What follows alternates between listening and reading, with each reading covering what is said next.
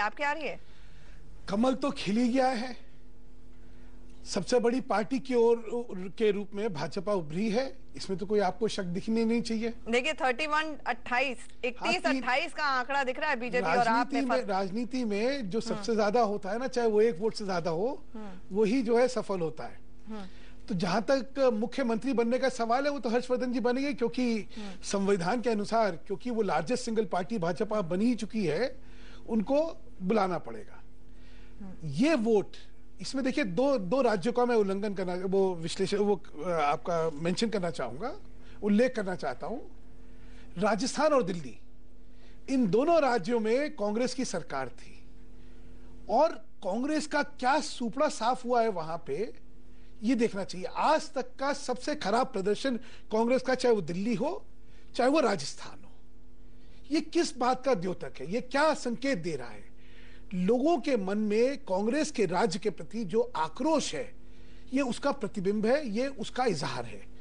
केंद्र के प्रति आक्रोश और राज्य के प्रति आक्रोश, दोनों सरकारों के आक्रोश का नतीजा यह है कि कांग्रेस आज तक कभी राजस्थान में 56 से कम नहीं आई थी, आज 30 के आसपास आके खड़ी हो गई है। कांग्रेस देखिए दिल्ली के अंदर 10 से भी कम पहुंच रही है।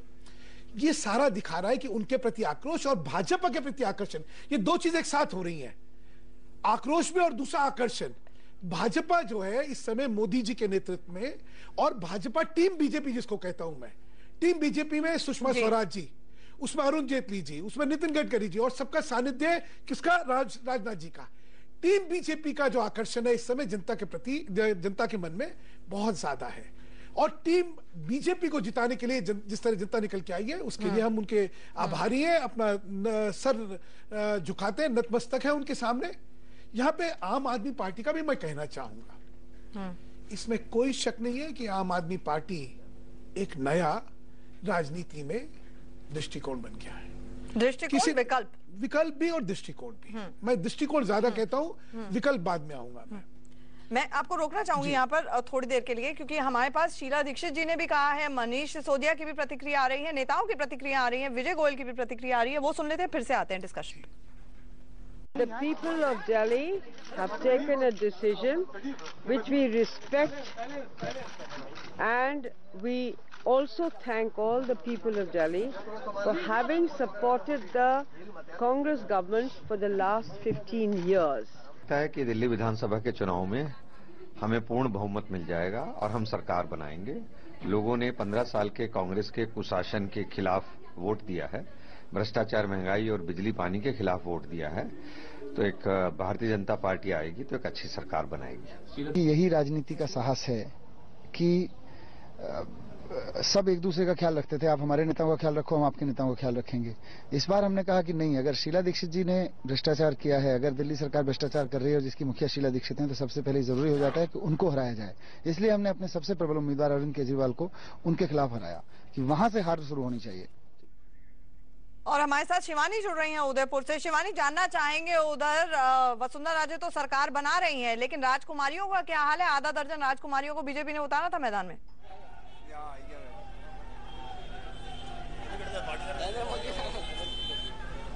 घूम रहा है, राउंड मार रहा है, आज बनने बने रहा है।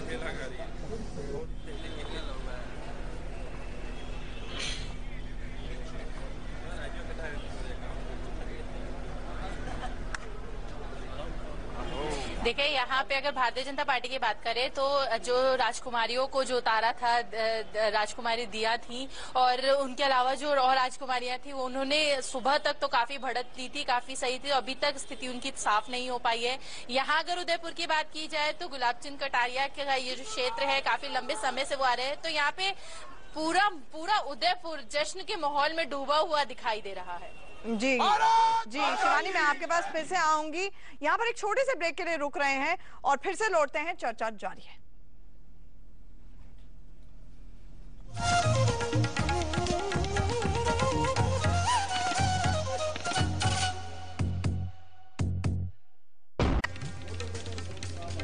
देश में कांग्रेस विरोधी लहर, दिल्ली, मध्य प्रदेश और राजस्थान में बीजेपी को बढ़त। पहली बार चुनाव लड़ रही आम आदमी पार्टी ने भी किया कमाल। दिल्ली के रुझानों में बीजेपी आप के बीच कांटे की टक्कर। 15 साल तक सत्ता में रहने वाली कांग्रेस 10 सीटों का आंकड़ा छूने में भी नाकाम। नई दिल्ली सीट पर शीला दीक्षित पर भारी पड़े अरविंद केजरीवाल। काउंटिंग में 10,000 वोटों से आगे। मुख्यमंत्री पद से शीला का इस्तीफा। हार से तिलमिलाई शीला ने खुद को कहा बेवकूफ। मध्य प्रदेश में शिवराज सिंह चौहान की हैट्रिक। रुझानों में बीजेपी 150 से ज्यादा सीटों पर आगे। शिवराज बोले केंद्र सरकार भेदभाव ना करती तो और आगे होते। छत्तीसगढ़ में कांग्रेस बीजेपी के बीच कांटे की टक्कर। रुझानों में फिलहाल बीजेपी ने छुआ बहुमत का आंकड़ा। राजस्थान में बीजेपी बड़ी जीत के करीब। रुझानों में बीजेपी को स्पष्ट बहुमत। 50 का आंकड़ा भी नहीं छू पाई कांग्रेस। वसुंधरा ने मोदी को दिया जीत का क्रेडिट।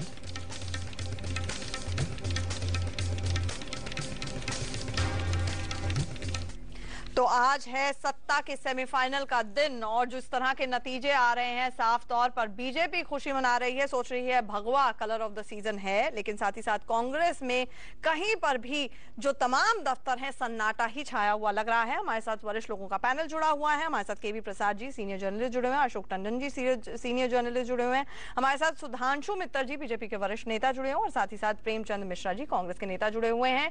हम चर्चा पर आएंगे लेकिन अभी आपको सीधे लिए चलते हैं मनीष के पास। मनीष के साथ भी लाउंज में काफी लोग इंतजार कर रहे हैं, देख रहे हैं, भाप रहे हैं, जिनके पास खबरें आ रही हैं। मनीष, वहां पर किस तरह का सीन है, लोगों का क्या कहना है?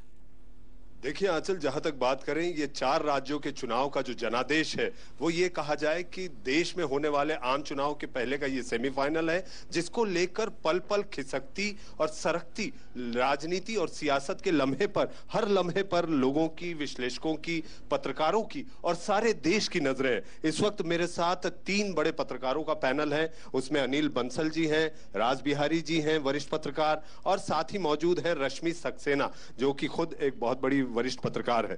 जी अनिल जी, कैसा चल रहा है भोजन और किन किन पार्टियों में किस तरह से हो रहा होगा? कई तो लड्डू बने। जो परिणाम जो आए हैं वो हमारे जो आकलन थे पहले के लगभग उनके अनुरूप ही आए हैं, क्योंकि लग रहा था सिर्फ छत्तीसगढ़ को छोड़कर बाकी जगह लग रहा था कि कांग्रेस दिल्ली में हार रही है और वहां मध्य प्रदेश में बीजेपी जीत रही है और राजस्थान में भी कांग्रेस हार रही है, पहले से लग रहा था। अब छत्तीसगढ़ में लेकिन जो कांटे की लड़ाई थी वो भी बनी हुई है। तो मुझे लग रहा है कि कोई जो सबसे सुखद बात है, सबसे आश्चर्यजनक पहलू है, वो दिल्ली विधानसभा के चुनाव में आप पार्टी का इस तरह से उभरना है कि जो सत्तारूढ़ पार्टी है उसको धकेल कर तीसरे नंबर पर पहुंचा देना है। ये सबसे बड़ा इस चुनाव का आकर्षक पहलू है। सबसे पुराने दल और जहां मुख्यमंत्री खुद चुनाव हार गई, ये और भी चौंकाने वाली बात है। जिनकी लोकप्रियता, जिनके विकास के नारे, जिनके सुशासन, जिनके 15 साल के राज के नाम पर कांग्रेस वोट मांग रही थी, वो बेचारी खुद ही चुनाव हार गई। राज बिहारी जी, बीजेपी में बने लड्डुओं का क्या होगा? दिल्ली को लेकर अभी भी स्थिति और तस्वीर साफ होती नहीं दिख रही। मुझे लगता है बीजेपी की इतनी ही सीटों का अनुमान लगा रहे थे और कुछ सीटों की जीतने की और उम्मीद थी, वो अदर्स जो जीत नहीं पाए उतने। लेकिन दिल्ली में बीजेपी को जो सबसे बड़ा झटका जो है वो मेरा मानना है कि आपने जो रिजर्व सीट है और वो एक मतलब पार्टी 1 साल में पार्टी खड़ी होती है और कई सारी रिजर्व सीटों पे मेरे ख्याल से 12 में से 10 सीटों पे उसके कैंडिडेट जीत रहे हैं। वो 1 साल में बड़े बड़े नेता, चौधरी प्रेम सिंह जो 40-45 साल से चुनाव जीत रहे हैं, राजकुमार चौहान जो 4 बार से विधायक थे, डॉक्टर अशोक कुमार वालिया वो पीछे चल रहे हैं जो 4 बार से विधायक थे। और इस बार मुझे लगता है कि दिल्ली विधानसभा में जो जहां पिछली बार जो 4 बार से जीते विधायकों की संख्या 15-16 थी, इस बार मुझे लगता है 1 या 2, एक डॉक्टर हर्षवर्धन और दूसरे जगदीश मुखी। बाकी कांग्रेस में भी कोई ऐसा नहीं है जो अब उस वक्त पहली विधानसभा में था। और इस वक्त जो डॉक्टर हर्षवर्धन, जगदीश मुखी के अलावा जो सबसे बड़ा नुकसान बीजेपी का हुआ कि एक तो अगर ये जैसे कि इन्होंने राजस्थान में किया, राजस्थान में वसुंधरा राजे को एक चेहरा सामने पेश किया चुनाव से बहुत समय पहले, अगर दिल्ली में भी डॉक्टर हर्षवर्धन को 6 महीने पहले ये चेहरा सामने लाते तो उनको काम करने का मौका मिलता। और निश्चित रूप से कुछ सीटों पे जो कौन होगा वहां पे नेताओं के बेटों को दे दी गई, वो अगर किसी अच्छे कैंडिडेट को देते शायद वो भी जीत। रश्मि जी, आपको क्या लगता है मोदी का जादू बीजेपी के लिए दिल्ली में काम किया या नहीं? देखिए, इसमें हमें मोदी और उससे हटके एक चीज सोचनी चाहिए। इस इलेक्शन में दिल्ली में सबसे बड़ी चीज जो पार्टी वालों को सोचना चाहिए, पत्रकारों को सोचना चाहिए, जो पॉलिटिकल एनालिसिस करते हैं, उसमें हमें देखना चाहिए कि आप क्यों इस तरह उभर के आया।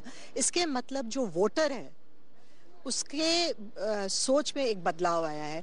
उस बदलाव को हर पार्टी को समझना चाहिए और पढ़ना चाहिए। और जैसा मैंने कहा, इसमें सबसे ज्यादा एक कंट्रीब्यूशन रहा होगा यंग वोटर का, जो कि एक ऑल्टरनेटिव ढूंढ रहे हैं। जहां तक मोदी का सवाल है, अगर आप देखें तो जो दिल्ली की इलेक्ट्रेट है वो अर्बन अपर मिडिल क्लास है, जो कि माना जाता है कि वो तो मोदी की जेब में थी। तो फिर क्या हुआ? अगर ऐसी बात रही, आप ये मानती हैं कि मोदी को यहाँ पर जनता ने पूरे तौर पर नहीं? बिल्कुल नहीं। बल्कि इससे मैं जो ध्यान आपका ले जाना चाह रही हूँ वो ये नहीं कि उन्होंने मोदी को स्वीकार किया कि नहीं, बल्कि उनके सामने जब एक ऑल्टरनेटिव उभर के आया कि उनको कांग्रेस और बीजेपी के सिवाय एक और कोई नजर आया जो एक इश्यूज के ऊपर लड़ाई लड़ रहा है, जिसकी अभी तक एक क्लीन इमेज रही है, वोट उस पे पड़ गया। अनिल जी, जल्दी बताएं, अगर ऐसी स्थिति बनती है कि त्रिशंकु विधानसभा जो कि दिख रही है, तो ऐसी स्थिति में अब क्या होगा, जबकि आपने ये साफ कर दिया है कि वो दोनों दलों में से किसी का भी ना समर्थन देगी ना लेगी? देखिए, मुझे लग रहा है कि अगर अंतर ज्यादा हुआ, ये जो आदर्श में अगर शिरोमणि अकाली दल है तो बीजेपी खबर आ रही है। मनीष, आपको रोकना चाहूंगी यहाँ पर। मध्य प्रदेश से खबर आ रही है, सीधे चलते हैं मध्य प्रदेश सूचना केंद्र, जहां हमारे साथ तान्या जुड़ेंगी। तान्या, क्या खबर है?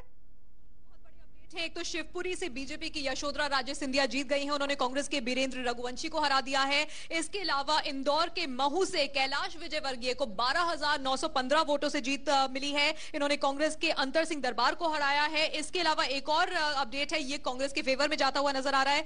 टीकमगढ़ के खरगारपुर से कांग्रेस की चंद्रा सिंह गौर 5,400 वोटों से जीत गई है। जी तान्या, हमारे साथ जुड़ने के लिए शुक्रिया। तो ये अपडेट था शिवपुरी से यशोधरा राजे और खासतौर से कैलाश विजयवर्गीय भी जीत गए हैं। मैं सुधांशु मित्तल जी के पास आऊंगी, लेकिन उससे पहले अशोक टंडन जी, जिस तरह से रश्मि वहां पर मनीष के साथ जुड़ी थी, उनका कहना था कि ये सोचना कांग्रेस को भी चाहिए, बीजेपी को भी चाहिए कि अगर एंटी इनकम्बेंसी वोट था दिल्ली में तो वो बीजेपी के पास क्यों नहीं गया। आम आदमी पार्टी के अरविंद केजरीवाल बिल्कुल एंग्री यंग मैन की तरह पर ये आए हैं और जो वर्डिक्ट है वो एक तरह से एंगर्ड वर्डिक्ट है, गुस्से भरा वर्डिक्ट है, कांग्रेस के लिए ज्यादा, बीजेपी के लिए कम। ये बात बिल्कुल ठीक है कि वर्डिक्ट गुस्से वाला है और यंग वोटर्स का गुस्सा खुलकर सामने आया है। लेकिन यंग वोटर्स के सामने आप पार्टी ने लगभग 2 साल 1.5 साल पहले से जो एक काम करना शुरू कर दिया था, जो घर घर जाकर, उस फैक्टर का असर इतना हुआ कि जब मोदी फैक्टर सामने आया तो काफी हद तक वो दुविधा में थे कि किस फैक्टर पर उनका ज्यादा असर है। लेकिन एक चीज में आप पार्टी ये कहने में बहुत कामयाब रही कि ये इलेक्शन दिल्ली विधानसभा का है, ये लोकसभा का नहीं है। अगर आपको मोदी अच्छे भी लग रहे हैं तो उसके लिए आप लोकसभा इलेक्शन की इंतजार कीजिए। मुझे लगता है कि दिल्ली का यंग नया वोटर ये केजरीवाल के साथ ज्यादा अट्रैक्ट हुआ और बहुत हद तक ऐसे भी लोग थे जो ये कहते थे कि लोकसभा के लिए मोदी लेकिन दिल्ली में केजरीवाल। तो इस कारण से, लेकिन ये कहना कि यहाँ पर सबक सीखने की जहां तक बात है, मैं समझता हूं कि दिल्ली और पूरे देश में जिस प्रकार से कांग्रेस विरोधी लहर दिखाई दे रही है, उसमें आमतौर पर शीला दीक्षित भी ये कह सकती हैं कि उनको केंद्र की एंटी इनकम्बेंसी। शाजिया अलमी कुछ कह रही हैं, सुन लेते हैं फिर आप। कहीं न कहीं उसमें कमजोर दिखाई दे रहा है। अभी मुझे टैली भी नहीं पता, मैं पता तो कर लूं क्या है। मैं अभी भी अपने कॉन्स्टिट्यूएंसी से आ रही हूँ। 2013 में ये तो मुझे जाने दो, मैं भी आ रही हूँ। जी टंडन साहब, मैं कह रहा था कि तो ये दिल्ली के लोगों के सामने विकल्प के तौर पर, कांग्रेस के विकल्प के तौर पर 2 ऑप्शन थे। एक ऑप्शन तो राष्ट्रीय दल के तौर पर बीजेपी का था, लेकिन एक विकल्प नए वोटर के सामने विशेष तौर से केजरीवाल फैक्टर था, जिसको उन्होंने पिछले 2-2.5 साल में अन्ना आंदोलन के बाद से उसको देखते आए हैं, उसमें उन्होंने भाग भी लिया था। तो एक बहुत बड़ा एंटी कांग्रेस वेव के तौर पर दिल्ली में चॉइस 2 होने के कारण ये जो वर्डिक्ट आपके सामने आ रही है, अगर आप इसको 31 और 28 को जोड़ दें तो ये सारा का सारा वर्डिक्ट एंटी कांग्रेस है। और वो एंटी कांग्रेस, देखिए मध्य प्रदेश में और राजस्थान में एंटी कांग्रेस स्प्लिट नहीं हुआ। शीला दीक्षित को अपनी एंटी इनकम्बेंसी के साथ साथ नितिन गडकरी कुछ कह रहे हैं, टंडन साहब सुन लेते हैं। हमारी सरकार बनेगी। अगर आप लोग सर बहुमत से नहीं आ पाते तो क्या आप आम आदमी पार्टी से बात करेंगे? अभी ऐसा कोई सवाल ही उठता नहीं, क्योंकि मेरे को पूरा विश्वास है कि हम अपना बहुमत बना पाएंगे। छत्तीसगढ़ के लिए सर देखिए, एक बात महत्वपूर्ण है कि इस बार पूरे चुनाव में कांग्रेस पार्टी को सभी राज्यों ने नकारा है। भ्रष्टाचार, महंगाई और कांग्रेस के कुशासन के खिलाफ ये जनादेश प्राप्त हुआ है और भारतीय जनता पार्टी को और नरेंद्र मोदी जी के नेतृत्व को इस बार देश ने स्वीकार किया है। इसी चुनाव से यही सिद्ध होता है। जैसे ये दो बातें सिद्ध होती है, वैसे सोनिया गांधी और राहुल गांधी का नेतृत्व अब तो लोग स्वीकार करने के लिए तैयार नहीं है। ये भी इस चुनाव का नतीजा है। जहां तक दिल्ली की बात है, दिल्ली में निश्चित रूप से भारतीय जनता पार्टी पिछली तुलना में काफी सीटें ज्यादा मिल चुकी है। उसके बावजूद भी हम लोग और ज्यादा सीट एक्सपेक्ट कर रहे थे, पर अभी जो जानकारी मिली उसके अनुसार हम लोग निश्चित रूप से बहुमत मिलाएंगे, ऐसा मेरा विश्वास है। आम आदमी पार्टी को सर आपने इस तरह से आंका था कि इतनी ज्यादा सीटें लेके चली जाएगी? नहीं, हमने इतना एक्सपेक्ट नहीं किया था, पर उन्होंने जो सीट मिलाई है वो काफी ज्यादा मिलाई है और निश्चित रूप से मैं उनका भी अभिनंदन करता हूँ। सर 2014 में ये विधानसभा चुनाव का जो परिणाम है इसका इफेक्ट रहेगा सर? देखो 100% रहेगा, क्योंकि ये चुनाव जो है ये सेमीफाइनल था और इस चुनाव ने सभी राज्यों में एक बात सिद्ध करके दी कि सोनिया गांधी और राहुल गांधी जी का नेतृत्व अब देश स्वीकार करने के लिए तैयार नहीं है। कांग्रेस पार्टी को देश की जनता बदलना चाहती है और यूपीए सरकार को बदलना चाहती है। तो ये जो मूड है ये इस चुनाव से सिद्ध हुआ है। और दूसरी बात, नरेंद्र मोदी जी का नेतृत्व निश्चित रूप से जनता ने स्वीकार किया है और इसीलिए ये सफलता निश्चित रूप से हमको मिली है। प्रतिफलन नॉर्थ ईस्ट में कैसा रहेगा सर? नॉर्थ ईस्ट का तो मेन स्ट्रीम से वैसे वहां जो चुनाव हो रहा था वहां हमारी पार्टी की ताकत भी बहुत कम थी और हमें कोई एक्सपेक्टेशन भी नहीं। काम किया आपको लगता है? तो नितिन गडकरी यहाँ पर कह रहे थे कि ये जो जी सुधांशु जी, एक खबर आ रही है उसका रुख कर लेते हैं। ये खबर आ रही है दिल्ली से। राजीव, क्या अपडेट है? राहुल, हमारे साथ शीतल जुड़ रही हैं जी। इस वक्त हमारे पास 4 रिजल्ट्स और डिक्लेयर आ गए हैं दिल्ली के, जिसमें आम आदमी पार्टी के प्रकाश देवली से जीत चुके हैं। साथ ही आम आदमी पार्टी के ही संगम विहार से दिनेश मोहनिया अपनी सीट पर जीत चुके हैं। इसके अलावा बीजेपी के 2 कैंडिडेट्स भी डिक्लेयर्ड हो गए हैं, जिनकी विक्ट्री डिक्लेयर हुई है। रमेश विधूरी तुगलकाबाद से और रामवीर सिंह विधूरी बीजेपी के, ये जीते हैं बदरपुर से।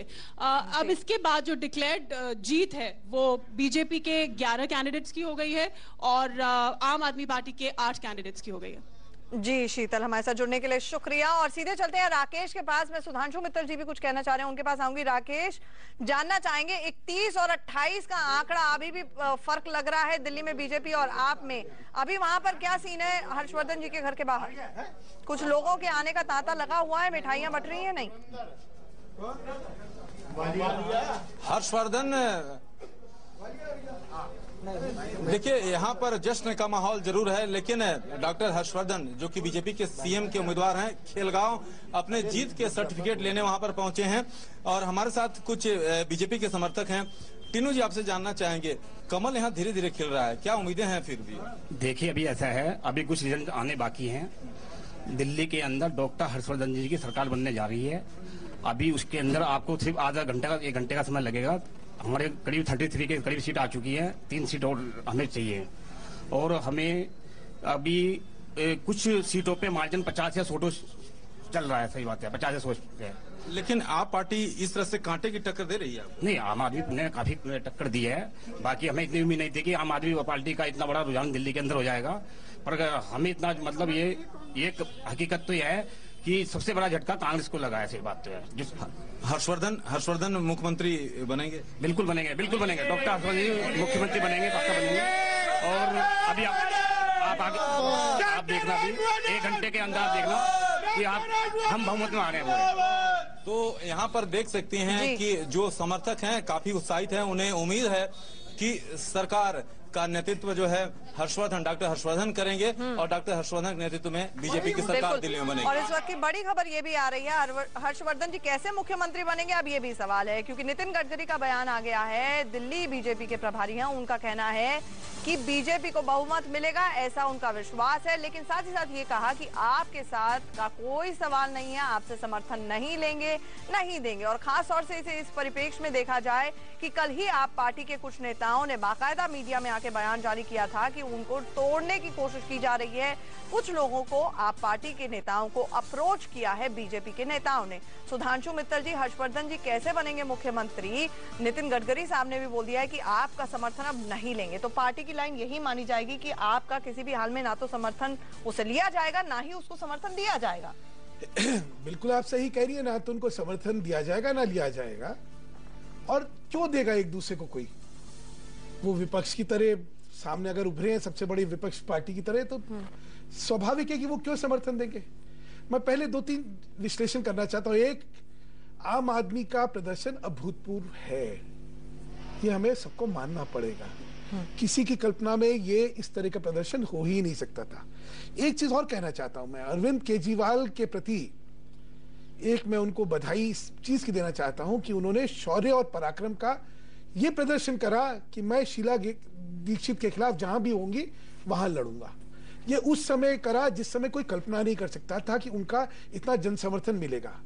ये जो उन्होंने पराक्रम दिखाया, इसके वो बधाई के पात्र हैं। आगे की जो चीज है, जो संवैधानिक प्रावधान है उसके हिसाब से जो सबसे बड़ा दल है उसको लेफ्टिनेंट गवर्नर को अपॉइंट करना पड़ेगा, और वो उसको अपना जनमत जो है, अपनी बहुमत जो है वो फ्लोर पे दिखाना पड़ेगा। तो इस प्रावधान को देखते हुए तो साफ है कि हर्षवर्धन जी को मुख्यमंत्री बनाया जाएगा। ये जो सारी चर्चा चल रही है, इनवाइट किया जाएगा। और अगर इस तरह की बात स्पष्ट रूप से आ जाती है कि आंकड़े ऐसा कहते हैं कि आप 28 पर है, कांग्रेस 8 पर है, किसी से समर्थन ना तो आप लेने जा रही है ना किसी को समर्थन देने जा रही है, तो ऐसे में लेफ्टिनेंट गवर्नर भी क्या कर लेंगे। एक सेकंड में मैं अशोक टंडन जी से इस पर जानना चाहूंगी, नजीब जंग जी के पास क्या क्या ऑप्शन हो सकती है जिस तरह के आंकड़े आ रहे हैं।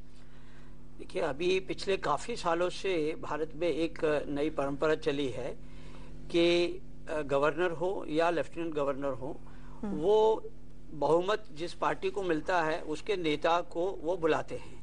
लेकिन जहां पर स्पष्ट बहुमत नहीं मिलता है तो वो वहां सबसे बड़े दल के नेता को बुलाकर उनसे ये कहते हैं कि आप मेरे सामने आंकड़े लाइए, आपकी पार्टी और आपको कौन कौन समर्थन कर रहा है, ये दोनों मिलाकर आप मुझे दिखाइए आपको कितने लोगों का समर्थन है। मान लीजिए कि ये आंकड़ा तीनों इंडिपेंडेंट या जो अदर्स हैं ये भी मान लीजिए समर्थन का एक पत्र दे देते हैं डॉक्टर हर्षवर्धन को, तो भी ये आंकड़ा अभी की स्थिति में 34 बनता है। तो ऐसे में लेफ्टिनेंट 36 चाहिए, यानी कि 2 फिर भी कम पड़ेंगे। कम से कम 35 चाहिए, 36 नहीं भी हो, 35 पर भी बहुमत बनता है।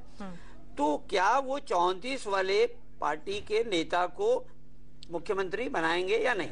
टंडन साहब, अन्ना हजारे जी क्या बोल रहे हैं? लाना अभी अरविंद बहुमत से नहीं आया, किसी का सपोर्ट लेना चाहिए अरविंद केजरीवाल ने, क्योंकि उन्होंने कहा है कि हम किसी का सपोर्ट नहीं लेंगे, क्योंकि नहीं तो क्या नहीं सपोर्ट जो लेते ना, सपोर्ट लेने से मैंने बोला ना, सपोर्ट लेकर खिचड़ी की सरकार बन गई, तो खिचड़ी की सरकार हमेशा कहीं ना कहीं उसमें करप्शन होते रहे। क्या लेना चाहिए सपोर्ट या नहीं लेना चाहिए केजरीवाल? नहीं लेना चाहिए, नहीं लेना चाहिए। लेकिन सरकार नहीं बनेगी, सरकार बनाने के लिए सरकार नहीं बनेगी, नहीं बने तो दोबारा इलेक्शन करो, दिल्ली में दोबारा इलेक्शन करो। हाँ, करना चाहिए, एक बार होने दो घिस कर।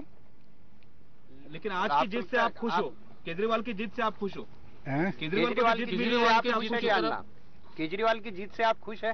आपने बड़ा आंदोलन किया था दिल्ली में बहुत। देखो, एक कांग्रेस पार्टी और शीला दीक्षित इतना दिन से मुख्यमंत्री है, दिल्ली तो हमारे देश का एक नाक है, ऐसे जगह पर एक हाथ में झाड़ू लेकर वहां की सरकार को शह देना ये आसान बात नहीं है, क्योंकि ये पुराने जितने भी पक्ष और पार्टियां, इनके पास पैसा है, सत्ता के कारण पैसा है। ऐसे स्थिति में जो अरविंद वहां चुन कर आया, 24 सीटें मिलाई, वो मुझे अच्छा लगता है। लेकिन इसका परिणाम आपके बारे में, दिल्ली में जिस दिल्ली में आपने आंदोलन किया उसी दिल्ली में आज केजरीवाल को बड़ी कामयाबी मिली है। हाँ, उसको लिए तो मैं धन्यवाद करूंगा कि एक 0 से उसने ये लड़ाई लड़ी, लेकिन हम लोग जो सोच रहे थे वो कहां तक पूरा होगा वो शंका है। लोकतंत्र देश में लाना, अभी अरविंद बहुमत से नहीं आया, किसी न किसी का सहारा लेना पड़ेगा। तो लोकतंत्र के लिए लोगों ने लोक सहभाग से चला हुआ तंत्र वो कैसे आएगा? अगर वो बहुमत से आता तो वो अपना था, वो अपना कानून बनाता। जैसे उसने अरविंद ने बताया था कि हम यहाँ पर अन्ना हजारे की बैक सीट ड्राइविंग अभी भी जारी है। गुरु अपने चेले को अरविंद केजरीवाल को जरूर एडवाइजरी देते रहते हैं समय समय पर कि उनको क्या करना चाहिए, सरकार कैसे बने या ना बने। नरेंद्र मोदी इस वक्त दिल्ली पहुंच गए हैं, ये खबर आ रही है, ये तस्वीरें आ रही हैं, आपको तस्वीरें दिखा रहे हैं। आज पार्लियामेंट्री बोर्ड की बैठक है जिसमें हिस्सा लेने के लिए नरेंद्र मोदी दिल्ली पहुंच गए हैं। आपको जो तस्वीरें दिखा रहे हैं, आपसे कुछ ही देर पहले अहमदाबाद से काफिला चढ़ा था।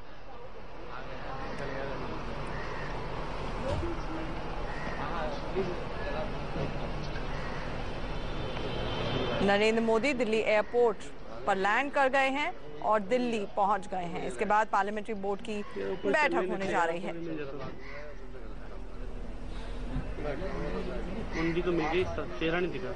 अशोक टंडन जी, आप बता रहे थे कि किस तरह से नजीब जंग जी के पास क्या क्या ऑप्शंस हो सकती हैं। देखिए, लेफ्टिनेंट गवर्नर के पास 3 ऑप्शंस हैं। पहला ऑप्शन ये है कि वो सबसे बड़े दल के नेता को बुलाएं और उनसे अपने समर्थकों की सूची मांगे। ठीक। और उस सूची में अगर वो संख्या 35 से कम है तो उनके पास दूसरा ऑप्शन ये भी हो सकता है कि वो दूसरी बड़ी पार्टी के नेता को बुलाएं। और अगर उनके पास भी पूरे 35 की समर्थकों की सूची नहीं है तो वो फिर वापस पहले दल के नेता के पास जा सकते हैं, उनको बुलाकर कि क्या आप सरकार बनाने के इच्छुक हैं। अगर आप सरकार बनाना चाहते हैं तो आप 15 दिन के अंदर अंदर सदन में अपना बहुमत स्पष्ट कीजिए। ये प्रकार की परंपरा भारत में पहले से भी है। लेकिन टंडन साहब, जिस तरह से आपने अपना रुख स्पष्ट कर दिया, किसी को समर्थन देंगे ना ही लेंगे, बीजेपी ने भी ये साफ कर दिया कि आपको समर्थन देने या लेने का सवाल ही नहीं उठता है और बीजेपी कांग्रेस इकट्ठे आ नहीं सकती हैं। ऐसे में नजीब जंग के पास ऑप्शन क्या बचती है? यही ऑप्शन रहेगी कि अगली बार जब 2014 के चुनाव होंगे, जनरल इलेक्शन होंगे, उसके साथ ही एक बार फिर से दिल्ली में चुनाव हो? नहीं, वो लेफ्टिनेंट गवर्नर ये फैसला इतनी जल्दी नहीं कर सकते। उनको अपने सामने के सारे ऑप्शन जब तक एग्जॉस्ट नहीं कर लेते, वो ये दोबारा चुनाव की रिकमेंडेशन इतनी आसानी से नहीं करेंगे। इसलिए मेरा ऐसा मानना है कि वो सारे ऑप्शन को एक एक करके एक्सप्लोर करेंगे। मान लीजिए इसमें अदर्स जो 3 हैं या आने वाले समय में और संख्या इधर और अदर्स मिलाकर और अदर्स किसी तरह से अपने समर्थन की चिट्ठी डॉक्टर हर्षवर्धन को दे देते हैं और ये संख्या 34 या 35 भी बन जाती है तो भी लेफ्टिनेंट गवर्नर हर्षवर्धन को मुख्यमंत्री बना सकते हैं, लेकिन उसके साथ शर्त लगाएंगे। बिल्कुल क्रिकेट मैच की तरह लग रहा है जिस तरह से आंकड़े आ रहे हैं, नेल बाइटिंग फिनिश। 15 दिन या 20 दिन में अपना बहुमत करना होगा स्पष्ट। और ऐसे में कांग्रेस की भूमिका बहुत महत्वपूर्ण रहने वाली है। मान लीजिए कांग्रेस ये कहती है कि हम इस सरकार को नहीं गिराएंगे, तो ये अल्पमत की सरकार भी चल सकती है जब तक कांग्रेस चाहेगी। इस प्रकार से बहुत ज्यादा हाइपोथेटिकल सिचुएशन है। मैं आऊंगी सुधांशु मित्तल जी, एक छोटा सा ब्रेक ले रहे हैं, तुरंत लौट रहे हैं। आप कहीं नहीं जाइए, खबरों का सिलसिला जारी है।